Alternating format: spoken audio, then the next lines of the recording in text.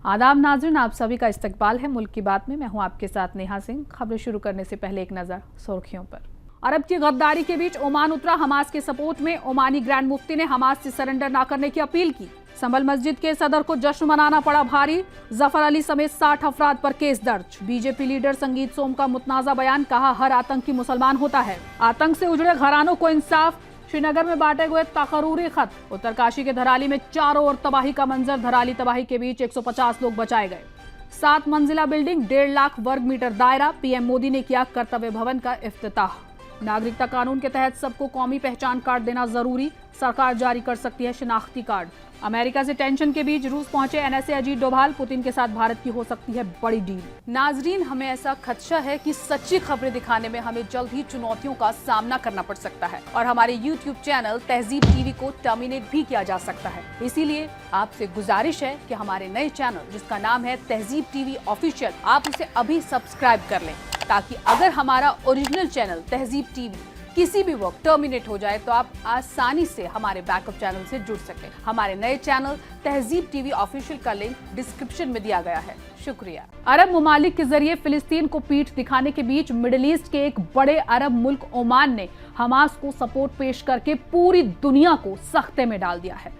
दरअसल ग्रैंड मुफ्ती शेख अहमद अल खलीली ने ओमान की तरफ से हमास और तमाम फिलिस्तीनी लड़ाका ग्रुप के लिए हिमायत का ऐलान करते हुए कहा कि फिलिस्तीनी लड़ाके किसी भी हाल में हथियार न डालें और इजरायली दुश्मन से डटकर मुकाबला करें। उन्होंने चेतावनी देते हुए कहा कि अगर फिलिस्तीनी ग्रुपों ने सरेंडर कर दिया तो उनकी मदद के लिए कोई आगे नहीं आएगा। फिलिस्तीन के लिए ओमान की जानिब से ये ऐलान दूसरे अरब देशों के मुंह पर बड़ा तमाचा है। ओमान उन अरब देशों में से एक है जिसने इजराइल से रिश्ते बहाल नहीं किए और हमेशा फिलिस्तीनी रियासत के लिए आवाज उठाई है। गजा में इस वक्त जो सूरत हाल है उससे पूरी दुनिया हैरान है कि आखिर इजराइल की कार्रवाइयों पर दुनिया की बड़ी बड़ी ताकतें लगाम क्यों नहीं लगा रही हैं। सबसे हैरान कुन बात तो ये है कि फिलिस्तीन के आसपास पड़ोसी अरब ममालिक इतने खामोश क्यों हैं। अरब ममालिक ने गजा जंग में अब तक किसी भी किस्म का कोई सख्त एक्शन इजराइल के खिलाफ नहीं उठाया। यहाँ तक कि मजम्मत के नाम पर भी इजराइल के खिलाफ अरब देशों ने ऐसा कुछ नहीं बोला जो कि काबिले तारीफ हो। अब गजा में पूरी तरह बर्बादी होने के बाद दुनिया में जब बड़े बड़े मुल्क आवाज उठा रहे हैं तो ऐसे में भी अरब ममालिक कोई ठोस बात नहीं कह रहे हैं। उल्टा बीते दिनों अरब ममालिक ने गजा के लिए लड़ रहे फिलिस्तीनी लड़ाकों के खिलाफ बयानबाजी करते हुए कहा कि हमास और दीगर लड़ाका ग्रुपों को हथियार डालकर गजा से वापस चले जाना चाहिए, जिसके बाद अरब देशों की काफी मजम्मत हुई थी। अब इसी बीच मिडिल ईस्ट के एक बड़े अरब देश ने चुप्पी तोड़ी है और वहां से फिलिस्तीन के लड़ाकों के सपोर्ट में आवाज बुलंद हुई है। अरब देशों में से एक नामचीन देश ओमान ने हमास के लिए हिमायत की पेशकश की है। अल मयादीन की रिपोर्ट के मुताबिक ओमान के ग्रैंड मुफ्ती शेख अहमद अल खलीली ने चेताया कि अगर गजा में अल कस्साम और अल कुद्स ब्रिगेड जैसे लड़ाकों को बेहथियार कर दिया गया तो इसके संगीन नतीजे देखने को मिलेंगे। शेख अल खलीली ने फिलिस्तीनी लड़ाका ग्रुपों से अपील की है कि वो इजराइल के खिलाफ अपनी कोशिशों को जारी रखें, क्योंकि अगर उन्होंने हथियार डाल दिए तो वो इजरायली दुश्मन के मुसलसल हमलों के सामने बेबस हो जाएंगे। सोशल मीडिया एक्स पर अपने ऑफिशियल अकाउंट से जारी एक बयान में उन्होंने कहा, अगर उन्होंने अपने हथियार डाल दिए तो कोई भी उनकी मदद के लिए आगे नहीं आएगा। उन्होंने फिलिस्तीनियों से दरख्वास्त की कि वो सब्र और यकीन के साथ मुसीबत और राहत दोनों हालात का सामना करें, कुरान की तालीमात पर अमल करे और मजबूती से डटे रहे। शेख अल खलीली ने अरब दुनिया के अंदर से हमास के सरेंडर करने की बढ़ती मांगों पर गहरी फिक्र का इजहार किया। उन्होंने सवाल किया, ऐसी मांगे कैसे की जा सकती हैं जब दुश्मन चारों तरफ से गजा के आवाम को घेर रहा है, उन पर खतरनाक हथियारों से बमबारी कर रहा है, उनका खाना और दवाएं तक रोक दी गई हैं। ओमान के ग्रैंड मुफ्ती का इतना वाज़ेह और बेबाक बयान ये साबित करता है कि अरब देशों में अभी भी कुछ लोग ऐसे हैं जिनका ईमान और गैरत जिंदा है। ओमान का ये बेबाक अंदाज सऊदी, जॉर्डन, यूएई जैसे बेगारत ममालिक के लिए बड़ा सबक है कि मजलूम का साथ देने की जब बात आए तो किसी हाल में पीछे न रहें। ओमान उन चंद अरब देशों में से एक है जिसने अभी तक इजराइल से रिश्ते बहाल नहीं किए हैं। अब देखना यह है कि ओमान की देखा देखी क्या दूसरे अरब मुल्क भी हमास को हिमायत पेश करेंगे। संभल तशद्दुद मामले में जमानत पर रिहा हुए शाही जामा मस्जिद संभल के सदर जफर अली ने अपने हामियों के साथ जुलूस निकाला और आतिशबाजी की। ये वीडियो सोशल मीडिया पर तेजी से वायरल हो गई। पुलिस ने इसे कानून की खिलाफ वर्जी करार देते हुए जफर अली पर एक और एफआईआर दर्ज की, जिसमें 3 वकील और 60 नामालूम अफराद भी शामिल हैं। उत्तर प्रदेश के संभल में शाही जामा मस्जिद के सदर जफर अली की मुश्किलें खत्म होने का नाम नहीं ले रही हैं। संभल तशद्दुद केस में पहले ही गिरफ्तार जफर अली पर अब पुलिस ने एक नई एफआईआर दर्ज की है। इस रिपोर्ट में उनके 3 वकील सरफराज ताहिर और हैदर एडवोकेट के अलावा 60 नामालूम हामी भी शामिल हैं। असल में जफर अली को इलाहाबाद हाई कोर्ट ने 1 अगस्त को जमानत दे दी थी। वो 4 महीने से मुरादाबाद जेल में कैद थे। जमानत पर रिहा होने के बाद उन्होंने जुलूस निकाला और धूमधाम से आतिशबाजी की।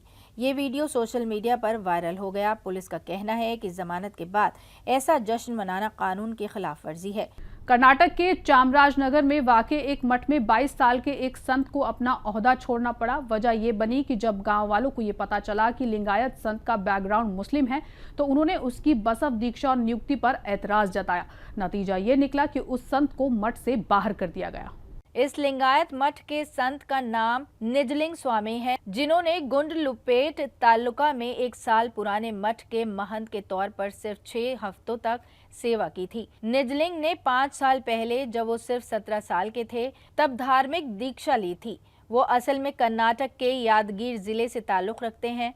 पूरा विवाद पिछले हफ्ते उस वक्त शुरू हुआ जब एक मकामी शख्स ने उनका आधार कार्ड देख लिया। इस कार्ड में उनका पुराना नाम और मजहब दर्ज है, मोहम्मद निसार, और धर्म इस्लाम। जैसे ही ये बात सामने आई, भक्तों के एक तबके ने एहतजाज शुरू कर दिया और कहा कि उन्हें नियुक्ति से पहले संत की पिछली पहचान के बारे में मालूम नहीं था। भाजपा के मुतनाज़ा लीडर संगीत सोम ने मुसलमानों के खिलाफ एक बार फिर से जहर उगला है। उन्होंने अपने बयान में पूरी मुस्लिम बिरादरी को दहशतगर्दी से जोड़ने की कोशिश की है। बीजेपी के हिंदू तंजीम लीडर और मेरठ के साबिक एमएलए संगीत सोम अपने शिद्दत पसंद बयानों के लिए जाने जाते हैं। उन्होंने एक मर्तबा फिर मुसलमानों को निशाना बनाते हुए कहा कि पूरी दुनिया में जितने भी दहशतगर्द पकड़े जाते हैं उनका ताल्लुक एक ही मजहब से होता है। उन्होंने कहा, कुछ लोग कहते हैं कि दहशतगर्दी का कोई मजहब नहीं होता, लेकिन मैं कहता हूं कि होता है और वो मजहब इस्लाम है। संगीत सोम का यह बयान उस वक्त आया जब हाल ही में एनआईए की खुसूसी अदालत ने मालेगांव बम धमाके केस में सभी मुलजिमों को बरी कर दिया। जम्मू कश्मीर के एलजी मनोज सिन्हा ने श्रीनगर में 250 आतंकवाद मुतासिरा खानदानों को सरकारी नौकरी के तकरूरी खत सौंपे। ये इकदाम वादी में दशकों से आतंक के सताए हुए घरानों को इंसाफ और इज्जत दिलाने की तरफ एक इंसानी पेशकदमी है। जम्मू कश्मीर के एलजी मनोज सिन्हा ने श्रीनगर में एक खास प्रोग्राम के दौरान 250 आतंकवाद ज़दा खानदानों को सरकारी नौकरी के खत तकसीम किए। ये तकसीम उन घरानों की मदद और उनके जख्मों पर मरहम रखने की सिलसिलेवार कोशिश का हिस्सा है जिन्होंने दहशतगर्दी की वजह से अपने अजीज खो दिए। ये प्रोग्राम श्रीनगर के शेर कश्मीर इंटरनेशनल कन्वेंशन सेंटर में हुआ, जिसमें 250 में से 158 लोग खुद मौजूद थे। धराली गांव से लगभग 35 किलोमीटर दूर भटवाड़ी इलाके में ग्राउंड जीरो पर मौजूदा सूरत हाल बड़ी खौफनाक है। इस तबाही के बाद रेस्क्यू ऑपरेशन में सबसे बड़ा चैलेंज मौसम है। मौसम बेहद खराब है। एनडीआरएफ और आईटीबीपी की रेस्क्यू टीमों के जज्बे की बदौलत अब तक 150 से ज्यादा लोगों को सुरक्षित निकाला जा चुका है। बारिश हो रही है, कई इलाकों में भारी बारिश का भी अलर्ट है, लेकिन धराली गांव तक पहुंचने के रास्ते में इतने लैंडस्लाइड हैं कि एनडीआरएफ और आईटीबीपी की टीमों को आगे बढ़ने में दिक्कतों का सामना करना पड़ रहा है। उत्तराखंड के उत्तरकाशी में मंगल को भारी बारिश के बाद बादल फटने से भयानक तबाही मची। इस तबाही में धराली गांव तहस नहस हो गया। पूरा गांव मलबे की चपेट में आ गया। पानी के सैलाब के बीच लोगों की चीख पुकार ने दिल झंझोड़ दिया। इस हादसे में अब तक 4 लोगों की मौत की खबर है, जबकि 50 से ज्यादा लोग लापता बताए जा रहे हैं। सीएए और एनआरसी ये दोनों मौजूआत मुल्क भर में एक मुद्दा बने रहे हैं। कुछ लोगों ने इन कानून को लेकर हुकूमत पर शहरियत छीनने का इल्जाम लगाया था। अब मरकजी हुकूमत ने वाज़ेह कर दिया कि शहरियत कानून 1955 के तहत हर हिंदुस्तानी शहरी का रजिस्ट्रेशन और उसे कौमी शिनाख्ती कार्ड देना जरूरी है। सीए और एनआरसी ये दोनों मुद्दे मुल्क भर में एक बड़ा इख्तिलाफी मौजू रहे हैं। कुछ लोगों ने इन कवानीन को लेकर हुकूमत पर शरीयत छीनने का इल्जाम लगाया था। अब मरकजी हुकूमत ने वाजे किया है कि शरीयत कानून 1955 के तहत हर हिंदुस्तानी शहरी का रजिस्ट्रेशन और उसे एक मकामी शिनाख्ती कार्ड देना लाजमी है। मरकजी हुकूमत ने ये जानकारी मंगल के दिन 5 अगस्त को लोकसभा में एक सवाल के जवाब में दी। अखबार द हिंदू की रिपोर्ट के मुताबिक तृणमूल कांग्रेस की रुकन पार्लियामेंट माला राय ने लोकसभा लोकसभा में हिंदुस्तानी शहरी की हैसियत से तस्लीम शुदा शनाख्त दस्तावेज के बारे में सवाल किया था। इसका जवाब देते हुए वजीर मुमलकत बराए दाखिला बंडी संजय कुमार ने सदन को बताया कि ये कौमी शनाख्ती कार्ड सिर्फ उन्हीं लोगों को जारी किया जाएगा जिनके नाम NRC में शामिल होंगे। वजीर आजम नरेंद्र मोदी ने आज दिल्ली के कर्तव्य पथ पर बने कर्तव्य भवन का इफ्तिताह किया। बता दें कि इस इमारत को दिल्ली में फैले मुख्तलिफ वजारतों और महकमों को एक ही जगह पर लाने के लिए बनाया गया है। इसका मकसद असरदार कामकाज, नई सोच और बेहतर आपसी तालमेल को बढ़ावा देना है। कर्तव्य भवन में जिन वजारतों और दफ्तरों को जगह दी गई है उनमें वजारत दाखिला, वजारत खारजा, वजारत देहाती तरक्की, वजारत छोटे और दरमियानी कारोबार, कारकुन और ट्रेनिंग डिपार्टमेंट, वजारत पेट्रोलियम और गैस और वजारत वजीर आला के ज़ेर निगरानी वजीर इल्म का दफ्तर शामिल है। इफ्तिताह से पहले वजीर आजम दफ्तर की जानिब से कहा गया कि कर्तव्य भवन 3 सेंट्रल विस्टा प्रोजेक्ट के बड़े बदलावों का हिस्सा है। ये आने वाले कई नए कॉमन सेंट्रल सेक्रेटरिएट बिल्डिंग्स में से पहला है, जिसे हुकूमती अमल में आसान और बेहतर बनाने के लिए तैयार किया जा रहा है। गिरिराज सिंह ने राहुल गांधी पर निशाना साधते हुए कहा कि वो पाकिस्तान के पोस्टर बॉय बन गए हैं और बिहार के आइंदा इंतखाबात में उन्हें आईना दिखाया जाएगा। उन्होंने तेजस्वी यादव पर चुल्लू भर पानी वाली कहावत बोली। मरकजी वजीर गिरिराज सिंह ने मंगल को कहा कि बिहार के वोटर सूबे में वोटर लिस्ट के सोशल इंटेंसिव रिवीजन के बारे में झूठ फैलाने के लिए पाकिस्तान के पोस्टर बॉय राहुल गांधी को आइंदा इंतखाबात में आईना दिखाएंगे। गिरिराज ने वजारत टेक्सटाइल के जरिए नेशनल हैंडलूम डेवलपमेंट कॉरपोरेशन के ताउन से मुनक़िद एक प्रोग्राम के इफ्तिताह के बाद सहाफ़ियों से बातचीत में कहा, SIR इंतखाबी अमल के एक हिस्से के तौर पर हो रहा है, फिर भी राहुल गांधी और तेजस्वी यादव झूठ फैला रहे हैं। उन्होंने कहा कि अगर राष्ट्रीय जनता दल के लीडर तेजस्वी यादव के पास 2 वोटर ID कार्ड हैं तो उन्हें चुल्लू भर पानी में डूब मर जाना चाहिए। गिरिराज ने लोकसभा में ऑपोजिशन के लीडर राहुल गांधी पर निशाना साधते हुए कहा कि वो अमेरिकी सदर डोनाल्ड ट्रंप पर यकीन करते हैं और पाकिस्तान जो कहता है उसे पसंद करते हैं, लेकिन सुप्रीम कोर्ट से इत्तेफाक नहीं रखते। कौमी दारुल हुकूमत की वजीर आला रेखा गुप्ता ने दिल्ली यूनिवर्सिटी के तलबा के लिए खास बस सर्विस को दोबारा शुरू करने का ऐलान किया है। CM ने कहा कि जब मैं स्टूडेंट थी तो वो स्पेशल बस हुआ करती थी जिसमें किसी और की एंट्री नहीं होती थी। दिल्ली में एक बार फिर यू स्पेशल बस सर्विस शुरू की जाएगी। दिल्ली की चीफ मिनिस्टर रेखा गुप्ता ने मंगलवार को दिल्ली यूनिवर्सिटी में इस बात का ऐलान किया। उन्होंने कहा कि ये तमाम बसें मॉडर्न सहूलियात से लैस होंगी और इनमें सिर्फ दिल्ली यूनिवर्सिटी के स्टूडेंट्स ही सफर कर सकेंगे। यू स्पेशल बसें सिर्फ यूनिवर्सिटी के अहम रास्तों पर चलेंगी। इसमें नॉर्थ और साउथ कैंपस के अलावा राउटर दिल्ली के कई इलाकों को भी जोड़ा जाएगा ताकि स्टूडेंट्स आसानी से कैंपस पहुंच सकें। उत्तराखंड के अल्मोड़ा के इलाके में रहने वाले महेंद्र प्रसाद जैसलमेर के चांदन इलाके में DRDO गेस्ट हाउस के मैनेजर के रूप में तैनात थे। उन्हें पाकिस्तान के लिए जासूसी करने के शक में हिरासत में लिया गया है। पुलिस ने मंगल 5 अगस्त 2025 को बताया कि defence research and development organisation के गेस्ट हाउस के मैनेजर को जैसलमेर जिले में पाकिस्तान के लिए जासूसी करने के शक में हिरासत में लिया गया है। पुलिस ने कहा शक है कि उन्होंने इलाके में स्ट्रेटेजिक ऑपरेशंस और हसास सरगर्मियों से मुताल्लिक जानकारी फराहम की थी। अमेरिकी सदर डोनाल्ड ट्रंप ने भारत को टैरिफ बढ़ाने की धमकी दी थी। इस बीच NSA अजीत डोभाल रूस पहुंच गए। भारत और अमेरिका के बीच सूरत-ए-हाल कशीदा है। सदर डोनाल्ड ट्रंप ने भारत को रूस से तेल खरीदने के मामले को लेकर टैरिफ बढ़ाने की धमकी दी थी। इस बीच भारत के कौमी सलामती के मुशीर अजीत डोभाल मंगल को रूस पहुंच गए। द मॉस्को टाइम्स की रिपोर्ट के मुताबिक भारत और रूस के बीच तेल को लेकर डील हो सकती है।